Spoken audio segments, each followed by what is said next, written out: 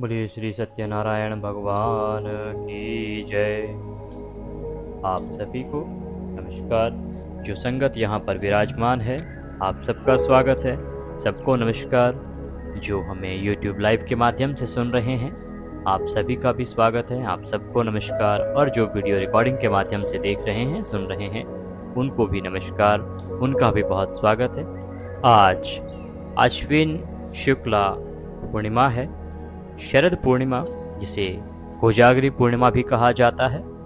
इसकी विधि के बारे में हमने कल बात की थी।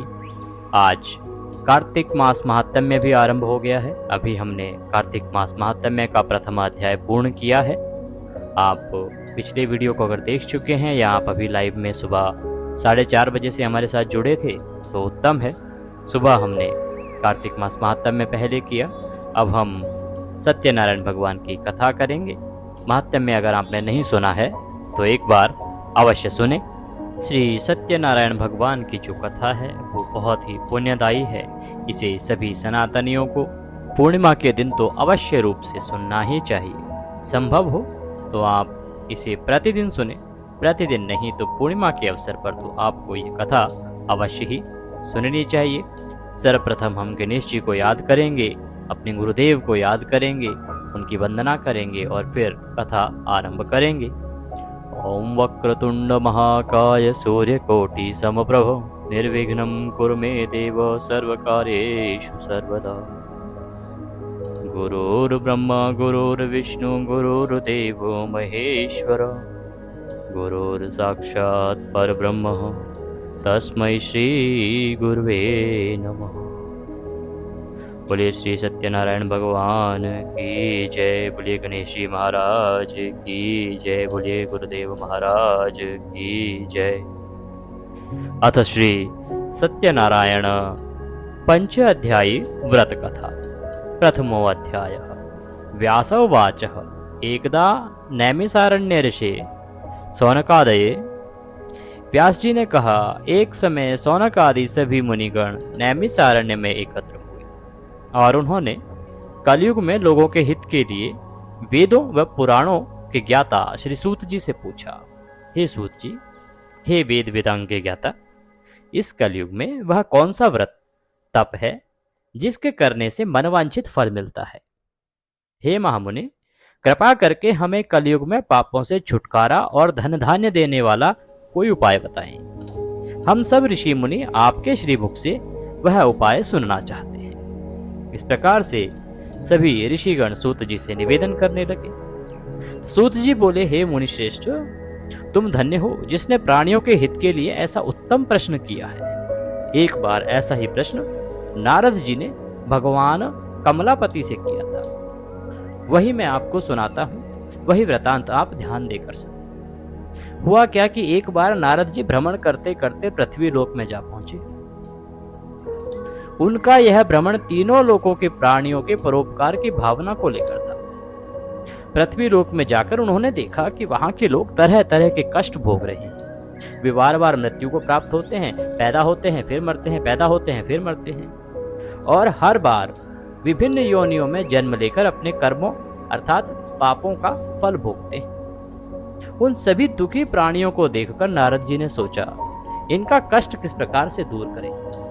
ऐसा क्या किया जाए कि इनका जो कष्ट है, बार बार जन्म लेने का फिर मरने का, यह समाप्त हो। किस प्रकार इन्हें इन दुखों से मुक्ति मिले, किस प्रकार इन्हें परम धाम की प्राप्ति हो। यही सब सोचते सोचते वो विष्णु लोक में आ गए। वहां विष्णु लोक में जब नारद जी पहुंचे तो वहां पर 4 भुजाधारी भगवान विष्णु शेष सैया पर विराजे हुए थे। वे शंख चक्र गदा व कमल अपने हाथों में धारण किए हुए थे, गले में वनमाला पड़ी थी। ऐसे में नारद जी ने मुग्ध भाव से उन्हें देखा, फिर बोले, हे श्रीहरि, मन और वाणी से परे, हे अनंत शक्तिधारी, मैं आपको प्रणाम करता हूं। हे प्रभु, आपका न आदि है, न मध्य है, न अंत है। आप इससे सर्वथा मुक्त हैं। हे सर्वात्मा के आदिकरण, मैं आपको नमस्कार करता हूँ। नारद जी ने जिस प्रकार से स्तुति की तो भगवान विष्णु यह स्तुति सुनकर मुस्कुराने लगे और नारद से पूछने लगे, तुम्हारे मन में अवश्य ही कोई ऐसी बात है जिसके कारण तुम यहाँ आए हो। तुम्हारे मन में क्या है नारद? मुझे सब कुछ बताओ। भगवान ने जब इस प्रकार वचन कहे तो इनको सुनकर नारद जी ने कहा, प्रभु, मृत्युलोक के सभी प्राणी अपने पाप कर्मों के कारण बार बार विभिन्न योनियों में जन्म लेकर कष्ट भोग रहे हैं। हे भगवान, यदि आप मुझ पर कृपा रखते हैं तो इन प्राणियों के दुख दूर करने का कोई सुगम और छोटा उपाय बताओ। भगवान श्री हरि विष्णु बोले, हे नारद, तुम हमेशा सबका हित चाहते हो, तुम साधु हो, प्राणियों के कल्याण के लिए तुमने बड़ा ही उत्तम प्रश्न किया है। मैं तुम्हें बताता हूं कि किस व्रत को करने से व्यक्ति मोह से छूट जाता है। हे नारद, जो व्रत मैं तुम्हें बताने जा रहा हूं ना, वह स्वर्ग और मृत्यु लोक दोनों में बहुत दुर्लभ है, किंतु तुम्हारे स्नेह के कारण मैं तुम्हें इस व्रत का पूरा विधान बताता हूं। नारद, भगवान सत्यनारायण का विधि पूर्वक व्रत करने से तत्काल ही सुख प्राप्त होता है और अंत में प्राणी मोक्ष का अधिकारी हो जाता है। श्री विष्णु के मुख से ऐसे प्रीति युक्त वचन सुनकर नारद जी ने पूछा, हे प्रभु, इस व्रत के करने से क्या फल प्राप्त होता है? इसकी विधि और समय क्या है तथा इसे पहले किस किसने किया है? कृपा करके यह सभी विस्तार पूर्वक मुझे बताएं। श्री विष्णु भगवान ने कहा, हे नारद, यह व्रत दुख और शोक को दूर करने वाला है। इससे धन धान्य में वृद्धि होती है तथा सौभाग्य व संतान की प्राप्ति होती है। प्राणी को चारों दिशाओं में विजयश्री दिलाने वाले इस व्रत को व्यक्ति किसी भी दिन पूर्ण श्रद्धा भक्ति के साथ कर सकता है। सायंकाल धर्म में पूरी आस्था रखते हुए बंधु बांधवों के सहित किसी ब्राह्मण के सहयोग से भगवान श्री सत्यनारायण जी का पूजन करना चाहिए। सवाया प्रसाद बनाना चाहिए। प्रसाद में केले का फल, घी, दूध व गेहूं का आटा लेना चाहिए। यदि गेहूं का आटा उपलब्ध ना हो तो चावल का आटा भी ले सकते हैं। उसमें शक्कर के स्थान पर गुड़ भी मिला सकते हैं। यह सब मिलाकर सवाया बना नैवेद्य भगवान को अर्पण करें। इसके बाद कथा सुनकर प्रसाद ग्रहण करना चाहिए तथा ब्राह्मणों को दक्षिणा देनी चाहिए। बंधु बांधवों सहित ब्राह्मणों को भोजन कराकर स्वयं भी भोजन करना चाहिए। ये इसका नियम है। प्रसाद आदि ग्रहण करने के बाद भजन कीर्तन करना चाहिए। फिर भगवान सत्यनारायण का स्मरण करते हुए सभी बंधु बांधव अपने अपने घरों को प्रस्थान करें। इस प्रकार जो भी भगवान श्री सत्यनारायण जी का व्रत करता है, पूजन करता है, उसकी सभी मनोकामनाएं अवश्य ही पूर्ण होती हैं। इस कलयुग में दुख एवं दरिद्रता से छुटकारा पाने का इससे कोई छोटा उपाय नहीं है। इस प्रकार भगवान श्री हरि विष्णु नारद जी को बता रहे हैं। इसी के साथ यहाँ पर इति श्री स्कंद पुराणे रेवाखंडे सत्यनारायण व्रत कथायाम प्रथमो अध्याय समाप्तः। यह पहला अध्याय समाप्त होता है, क्योंकि स्कंद पुराण में ही सत्यनारायण जो व्रत है इसका वर्णन मिलता है और इसका प्रथम अध्याय यहाँ पूर्ण होता है।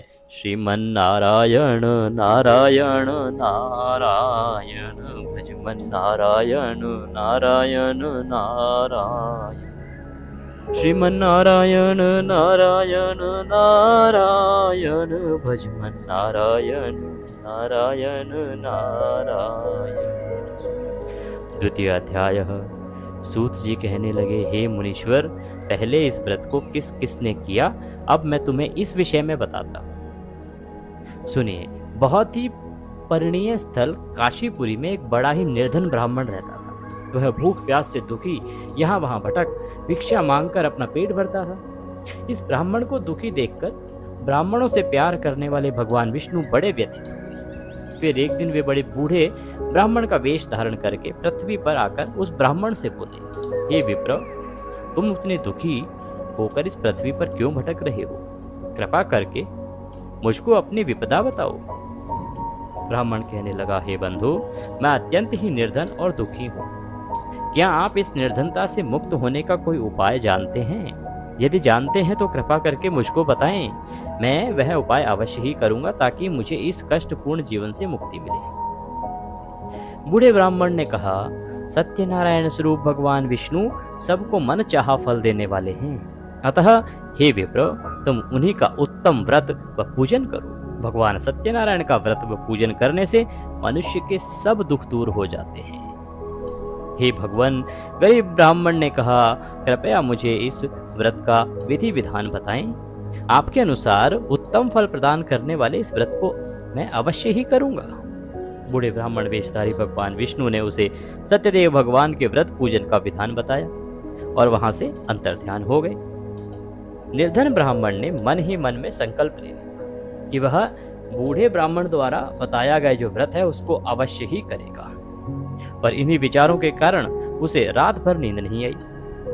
दूसरे दिन वह इसी संकल्प के साथ कि वह व्रत करेगा भिक्षाटन के लिए निकल गया कि आज जो कुछ भी भिक्षा में मिलेगा उससे मैं सत्यनारायण भगवान का व्रत व पूजन करूंगा। उस दिन उसे ईश्वर कृपा से भिक्षा में बहुत अधिक द्रव्य प्राप्त हुआ। उसी से ब्राह्मण ने अपने बंधु बांधवों सहित श्री सत्यनारायण भगवान का व्रत किया। व्रत के प्रभाव और भगवान सत्यदेव की कृपा से वह संपत्तिवान हो गया।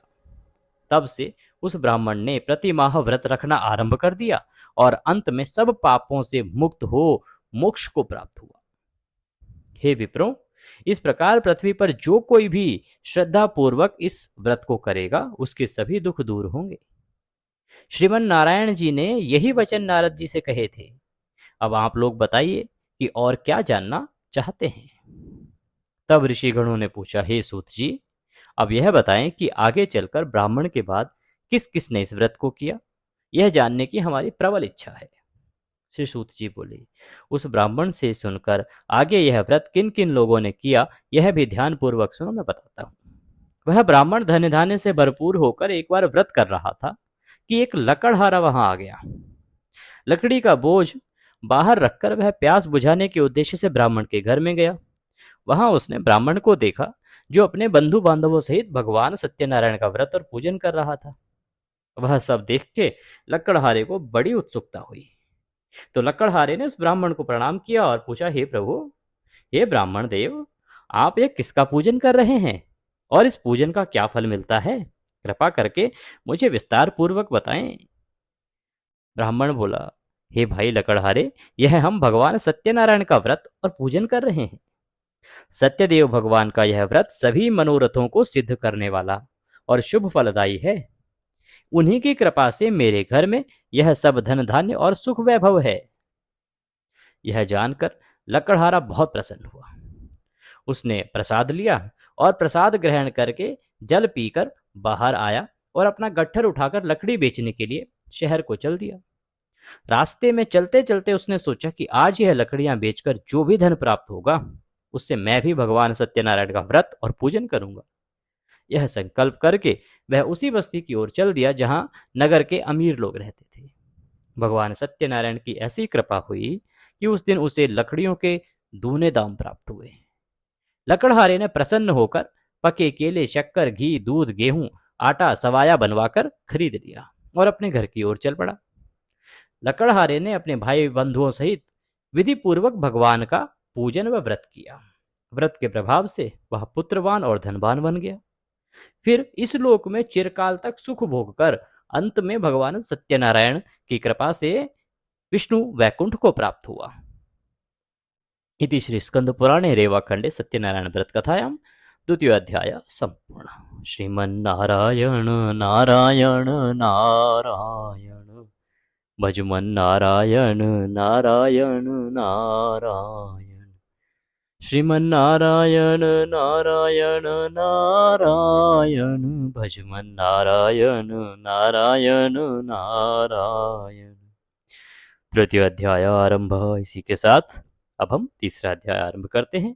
तो सूत जी बोले, हे मुनियों, अब मैं इससे आगे की कथा सुनाता हूँ। ध्यान पूर्वक सुनो। पूर्व काल में उल्कामुख नाम का एक बुद्धिमान राजा था। वह बड़ा ही जितेंद्रिय एवं सत्यवादी था। वह नित्य प्रति मंदिर आदि में जाकर ब्राह्मण को दान दक्षिणा देकर प्रसन्न रखता था। उसकी रानी बड़ी पतिव्रता और सुमुखी थी। एक बार वे राजा रानी भद्रशिला नदी के तट पर भगवान सत्यनारायण का व्रत कर रहे थे। उसी समय साधु नामक एक वैश्य धन धान्य से भरी अपनी नौका लेकर वहां पहुंचा। साधु वैश्य ने नाव को किनारे पर लगाकर व्रत पूजन में व्यस्त राजा रानी को देखा। फिर उनके निकट जाकर विनय पूर्वक राजा से बोला, हे राजन, आप इतने भक्ति भाव से यह किस देवता का पूजन कर रहे हैं? कृपा करके यह सब वृतांत मुझे भी बताएं।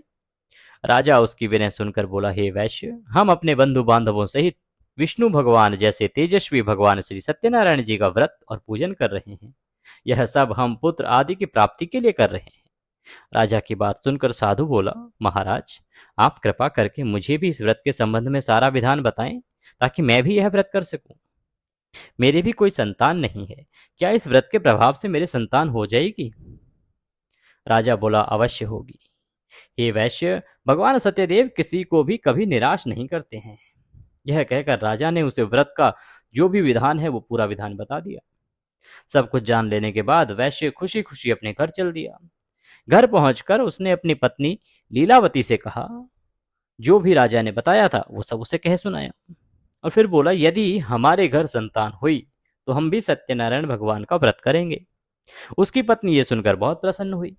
इस प्रकार दिन गुजरने लगे। कुछ समय बाद लीलावती गर्भवती हो गई और 10वें माह में उसके घर एक कन्या का जन्म हुआ। यह कन्या चंद्रकला की भांति दिनों दिन बढ़ने लगी। इस कन्या का नाम रखा गया कलावती। एक दिन कलावती की मां लीलावती अपने पति से कहने लगी कि स्वामी, आपने कहा था कि जब हमारे संतान उत्पन्न हो जाएगी तब हम भगवान सत्यनारायण का व्रत पूजन करेंगे। अब आप अपने संकल्प के अनुसार यह कार्य क्यों नहीं करते? आपको करना चाहिए। तो साधु बोला, प्रिय, हम कन्या के विवाह के समय ये व्रत कर लेंगे। इसके बाद वैश्य पुनः अपने काम से दूसरे नगर को चला गया। इधर कन्या भगवान सत्यनारायण की कृपा से तेजी से बढ़ रही थी। एक दिन वैश्य ने अपनी पुत्री को सहेलियों के साथ विचरण करते देखा तो उसे सुधि आई कि कन्या सयानी हो गई है और अब इसका विवाह कर देना चाहिए। अतः पत्नी से विचार विमर्श करके उसने शीघ्र ही कन्या के योग्य वर तलाशने के लिए अपने दूतों को भेज दिया। वैश्य की आज्ञा पाकर दूत सर्वप्रथम सुसंपन्न कांचन नगर को चल दिए। कुछ दिनों बाद वे वहां से एक बड़े ही गुणवान और सुंदर वैश्य पुत्र को अपने साथ ले आए। साधु वैश्य ने अपने बंधु बांधवों सहित उसे देखा, वार्तालाप करके संतुष्ट हो गया। फिर कुछ दिन बाद उसने विधि पूर्वक अपनी कन्या का विवाह उसके साथ कर दिया। लेकिन दुर्भाग्य देखिए, दुर्भाग्यवश उस समय भी वह भगवान श्री सत्यनारायण जी का व्रत और पूजन करना भूल गया। परिणाम स्वरूप श्री सत्यनारायण भगवान रुष्ट हो गए। इस प्रकार कुछ समय बीत गया। अब वैश्य ने सोचा कि व्यापार के लिए चलना चाहिए। अपने कार्य के प्रति वह सदा ही सचेत रहता था, अतः अपने जमाता को लेकर वह व्यापार के लिए चल दिया। इस बार वह समुद्र के समीप रत्न सागर नामक एक सुंदर संपन्न नगर में गया। वहां जाकर वह अपने जमाता के साथ व्यापार में व्यस्त हो गया। इस सुंदर और संपन्न नगर में राजा चंद्रकेतु का राज्य था। उस समय अपनी प्रतिज्ञा से भ्रष्ट हुए वैश्य को भगवान सत्यनारायण ने श्राप दे दिया कि हे वैश्य, तू घोर कष्ट को प्राप्त होगा। तो होनी देखिए कि एक दिन राजा की संपत्ति चुराकर एक चोर भाग रहा था और वो वहां आ गया जहां पर साधु वैश्य और उसका जामाता ठहरे हुए थे। उसके पीछे राजा के सिपाही लगे थे। तो उनके डर के मारे उसने राजा का चुराया हुआ जो धन था वो वहीं छोड़ दिया और वहां से भाग गया। उसके पीछे पीछे आए सिपाहियों ने राजा का धन वहां पड़ा देखा तो चोरी के अपराध में उन दोनों वैश्यों को बंदी बना लिया। कौन से? वो साधु और उसकी जमाता को। हर्षित होकर सिपाहियों ने जाकर राजा को बताया, महाराज, राजमहल में चोरी करने वाले चोरों को हम पकड़ लाए हैं, आप देखकर आज्ञा दें। तो राजा ने बिना देखे भाले ही विचार किए आज्ञा दी कि उन दोनों को बंदी गृह में डाल दिया जाए। भगवान श्री सत्यनारायण जी की माया से किसी ने भी उनकी बात को नहीं सुना। उन्होंने बहुत प्रयास किया अपनी बात समझाने का, लेकिन भगवान की माया ऐसी हुई कि किसी ने उस पर यकीन नहीं किया, विश्वास नहीं किया। राजा चंद्रकेतु की आज्ञा से उनका सारा धन भी छीन लिया गया। उधर भगवान के शाप के कारण वैश्य की पत्नी भी बहुत दुखी हो गई। उसके घर की सारी संपत्ति चोर ले गए। वह शरीर से रुग्ण होकर चिंतित अवस्था में अन्न के लिए घर घर भटकने लगी। पहनने ओढ़ने की तो क्या ही कहें, घर में खाने के लिए अन्न तक का दाना ना रहा। ऐसी हालत उसकी पुत्री कलावती की भी हो गई। एक दिन भूखी प्यासी कलावती एक ब्राह्मण के यहाँ गई, जहां उसने भगवान सत्यनारायण जी का व्रत व पूजन होते देखा। उसने वहां बैठकर बड़ी श्रद्धा से कथा सुनी और प्रसाद लेकर रात को अपने घर लौटी। घर आने पर माँ ने पूछा, बेटी, इतनी रात गए कहाँ थी? तू अब तक कहाँ रह रही थी? तेरे मन में क्या है? कलावती ने माँ से कहा, माँ, मैंने एक ब्राह्मण के घर पर सभी मनोकामनाओं को पूर्ण करने वाले भगवान सत्यनारायण का व्रत होते देखा है। मैं भी वहीं थी और श्रद्धापूर्वक कथा श्रवण कर रही थी। कन्या की बात सुनकर वैश्य की पत्नी को तत्काल स्मरण हो आया। उसे याद आया कि कैसे उसके पति ने व्रत करने का संकल्प तो लिया था, किंतु आज तक व्रत नहीं किया। उसने सोचा कि संभव है, इसीलिए हम पर यह कष्ट आए हैं।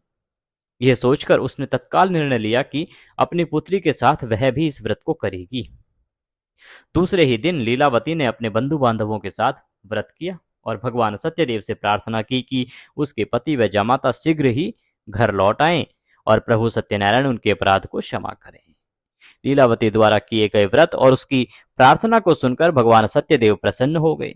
उसी रात उन्होंने स्वप्न में राजा चंद्रकेतु को दर्शन देकर आज्ञा दी कि हे राजा, सवेरे होते ही उन दोनों वैश्यों को मुक्त कर देना तथा उनका छीना हुआ धन भी लौटा देना। यदि ऐसा नहीं करेगा तो मैं धन और पुत्रों सहित तेरे राज्य का नाश कर दूंगा। इतना कहकर भगवान अंतर्ध्यान हो गए।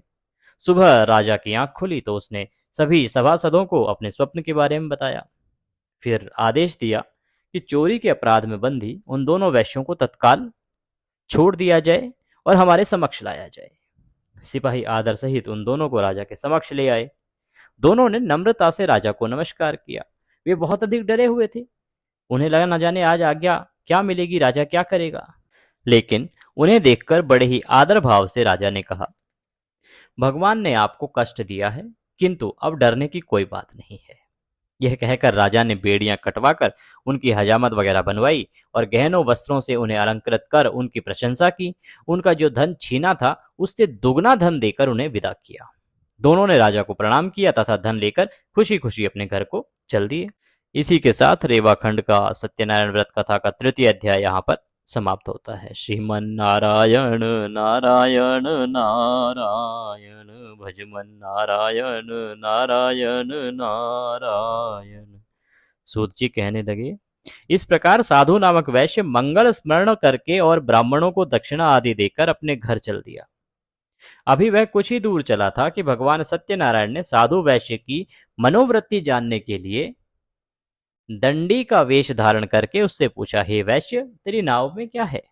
भगवान ने सोचा कि देखें इसकी मनोवृत्ति भी ठीक हुई है कि नहीं। तो दंडी का वेश धारण करके पहुंच गए वहां जहां नाव पर वैश्य ने अपना सामान लाद के रखा था। तो उन्होंने पूछा कि तेरी नाव में क्या है। धन के मद में चूर वैश्य ने कहा, हे दंडी स्वामी, क्या तुम्हें मुद्रा चाहिए। अरे मेरी नाव में तो कुछ नहीं, बेलपत्र भरे हैं। वैश्य के ऐसे निष्ठुर वचन सुनकर दंडी वेशधारी भगवान सत्यनारायण ने कहा, हे वैश्य, तुम्हारा कहना सत्य हो। इतना कहकर दंडी वैश्य के पास से हटकर कुछ दूर समुद्र के किनारे जाकर बैठ गए। दंडी के जाने के बाद साधु ने महसूस किया कि नाव काफी हल्की हो गई है और कुछ फूली फूली लग रही है। वह बहुत ही चकित हुआ और कपड़ा हटाकर देखा तो धन के स्थान पर बेलपत्र देखकर उसे मूर्छा आ गई। उसके जामाता ने उसे संभाला, जल आदि छिड़क कर होश में लाया। होश में आने पर वह अपने धन को ना पाकर विलाप करने लगा। तब उसके जामाता ने कहा, आप इस प्रकार से विलाप क्यों करते हैं। ये अवश्य ही उस दंडी स्वामी का श्राप है। वही दंडी सर्वसमर्थ है, इसमें संशय नहीं है। उसकी शरण में चलिए, वहां जाने पर मनवांछित फल प्राप्त होगा। दामाद का कहना मानकर वैश्य दंडी स्वामी की शरण में गया और प्रणाम करके आदर पूर्वक बोला, हे प्रभु, मैंने जो कुछ भी आपसे कहा था उसके लिए मुझे क्षमा कर दें। ऐसा कहते समय वह महाशोक से व्याकुल हो उठा। वैश्य को रोते देखकर दंडी स्वामी ने कहा, रो मत। सुनो साधु, तुम मेरी पूजा से विमुख हो गए हो। हे कुबुद्धे, इसीलिए मेरी आज्ञा से ही तू बार बार दुख भोग रहा है। अब वैश्य को सारी बात समझ आ गई। वह विनती करके बोला, हे प्रभु, आपकी माया को तो ब्रह्मा आदि भी नहीं समझ सकते, फिर मैं भला आपकी लीला को कैसे समझ सकता हूँ। ब्रह्मा आदि भी आपके अद्भुत रूप गुणों को नहीं जानते हैं। हे भगवान, मुझ पर प्रसन्न हो। मैं माया से भ्रमित मूढ़ बुद्धि आपको कैसे पहचान सकता हूँ। मैं अपनी सामर्थ्य अनुसार आपकी पूजा करूंगा, कृपया करके प्रसन्न हो। हे प्रभु, मेरा धन जैसा पहले था वैसा ही कर दें। मैं आपकी शरण में हूँ, मेरी रक्षा करें।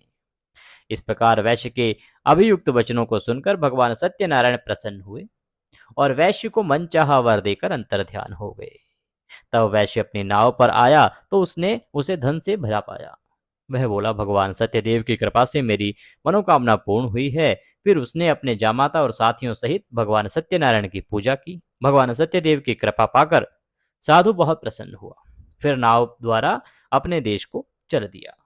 अपने नगर के तट पर पहुंचकर उसने एक दूत को अपने घर भेजा।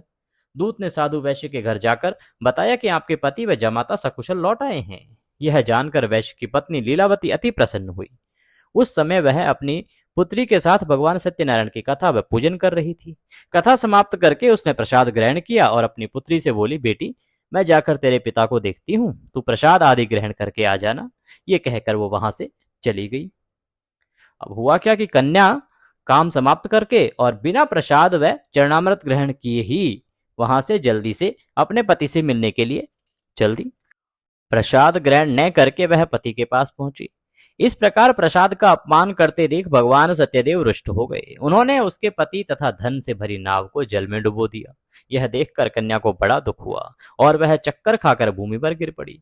नाव को डूबते तथा कन्या को मूर्छित होते देखकर साधु को बड़ा आश्चर्य हुआ। मल्लाह भी अचरज करने लगे। लीलावती बेटी की ऐसी हालत देखकर बड़ी व्याकुल हुई और अपने पति से बोली, हे स्वामी, नाव सहित जामाता कहाँ और कैसे गायब हो गए?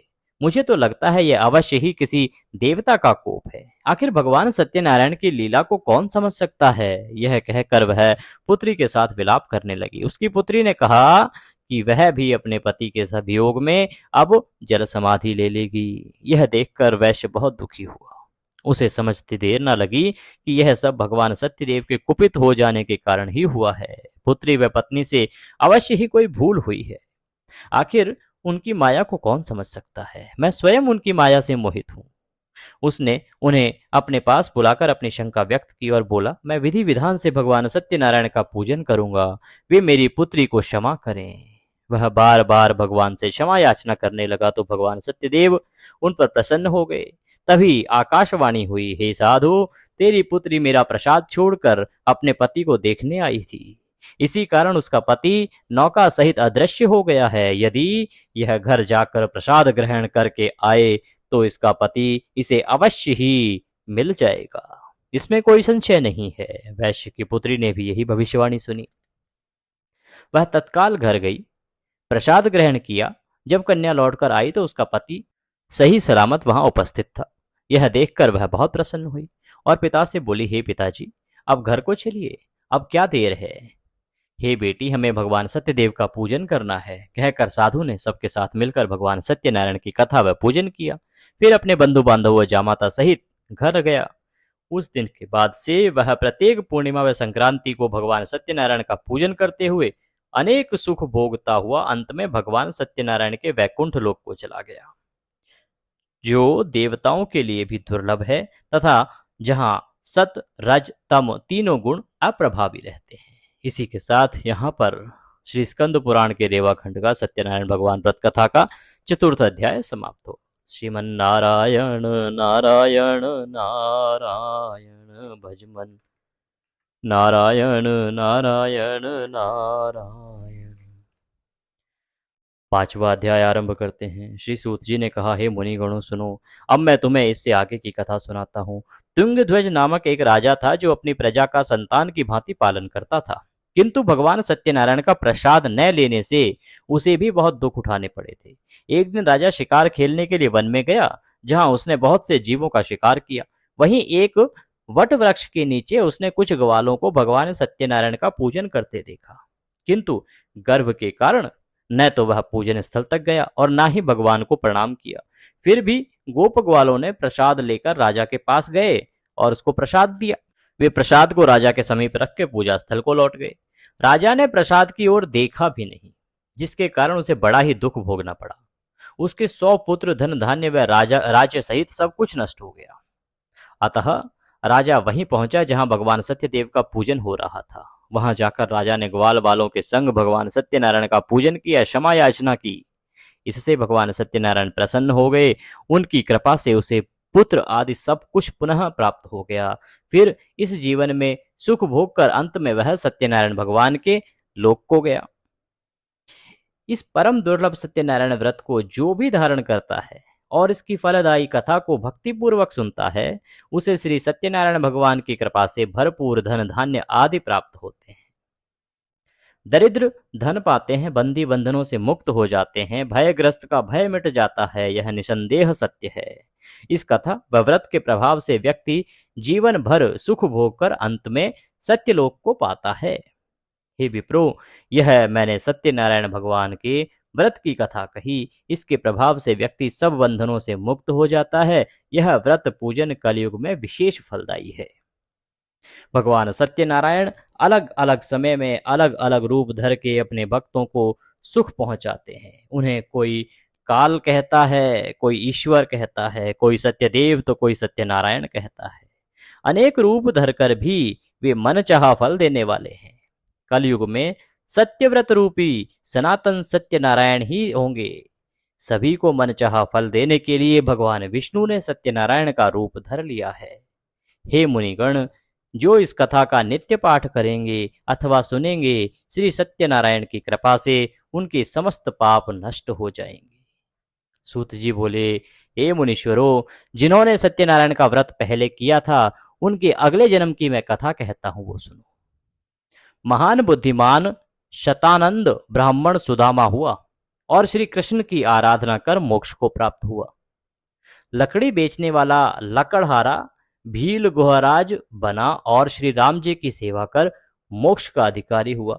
जब भगवान राम के रूप में प्रभु उत्पन्न हुए थे, राजा उल्कामुख महाराज दशरथ हुए और श्री रंगनाथ की पूजा कर बैकुंठवासी हुए।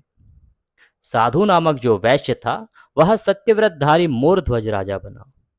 वह आधा शरीर आरे से चीरकर दान देने के कारण मोक्ष को प्राप्त हुआ। राजा तुंगध्वज स्वयंभू मनु हुए। वे सभी को वैष्णव पथ पर लगाकर भागवत बना वैकुंठ को गए। इति श्री स्कंद पुराणे रेवाखंडे सत्यनारायण व्रत कथायां पंचमो अध्याय संपूर्णः।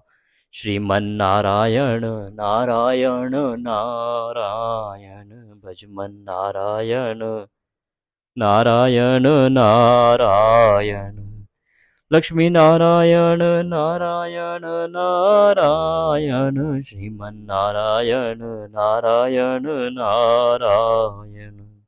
इसी के साथ यहाँ पर श्री सत्यनारायण भगवान की यह कथा समाप्त होती है। इसके बाद आप भगवान सत्यनारायण की आरती करेंगे। जय लक्ष्मी रमणा वाली जो आरती है आपके पास होगी। जय लक्ष्मी रमणा स्वामी, जय लक्ष्मी रमणा सत्यनारायण स्वामी, जनपातक हरण। ओम जय लक्ष्मी रमणा रत्न जड़ित सिंहासन अद्भुत छवि राजे, प्रभु अद्भुत छवि राजे, नारद करत निरंजन घंटा ध्वनि बाजे। ओम जय लक्ष्मी रमणा प्रकट भये कलिकारण, द्विज को दरस दियो प्रभु, द्विज को दरस दियो, बूढ़ो ब्राह्मण बनकर कंचन महल कियो। ओम जय लक्ष्मी रमणा दुर्बल मील कठारो, जिन पर कृपा करी प्रभु, जिन पर कृपा करी, चंद्रचूड़ एक राजा तिनकी विपति हरी। ओम जय लक्ष्मी रमणा वैश्य मनोरथ पायो, श्रद्धा तज दीनी प्रभु, श्रद्धा तज दीनी, सो फल भोग्यो प्रभु जी फिर स्तुति कीनी। ओम जय लक्ष्मी रमणा भाव भक्ति के कारण, छिन छिन रूप धर्यो प्रभु, छिन छिन रूप धर्यो, श्रद्धा धारण कीन्ही, श्रद्धा धारण कीन्ही, तिनको काज सरयो। ओम जय लक्ष्मी रमणा ग्वाल बाल संग राजा, वन में भक्ति करी प्रभु, वन में भक्ति करी, मनवांचित फल दीनो दीन दयाल हरि। ओम जय लक्ष्मी रमणा चढ़त प्रसाद सवायो, कदली फल मेवा प्रभु, कदली फल मेवा, धूप दीप तुलसी से राजी सत्यदेवा। ओम जय लक्ष्मी रमणा सत्यनारायण जी की आरती जो कोई नर गावे प्रभु, जो कोई जन गावे, रिद्धि सिद्धि सुख संपत्ति, रिद्धि सिद्धि सुख संपत्ति, सहज रूप पावे। ओम जय लक्ष्मी रमणा। बोले श्री सत्यनारायण भगवान की जय। अब आप भगवान को भोग लगाएंगे। हमने आपको बताया है पहले भी, भोग में पंजीरी बनती है और केले को अवश्य रखें और पंचामृत बनाएं। विस्तृत जानकारी के लिए कमेंट बॉक्स में आप पूछ सकते हैं या हमारा विस्तृत पूजा का वीडियो देख सकते हैं, क्योंकि इस प्रकार से वीडियो भी अधिक हो जाएगा। और बाकी जो संगत है उन्हें भी अन्य कथा सुननी है तो हम आगे अन्य कथा की तरफ बढ़ेंगे। यहाँ पर सत्यनारायण भगवान की यह कथा समाप्त होती है। जो लोग ऑनलाइन हमें सुन रहे हैं यूट्यूब के माध्यम से, कृपया कमेंट बॉक्स में जय सत्यनारायण भगवान या श्रीमन नारायण नारायण लिखते हुए अवश्य जाएं, क्योंकि भगवान का नाम जब भी लिखा जाता है तो उसका आशीर्वाद आपको मिलता है, उसका फल आपको प्राप्त होता है। तो अवश्य लिखें जय सत्यनारायण भगवान, श्रीमन नारायण नारायण हरि हरि। भगवान सबका कल्याण करें। जय श्री हरि।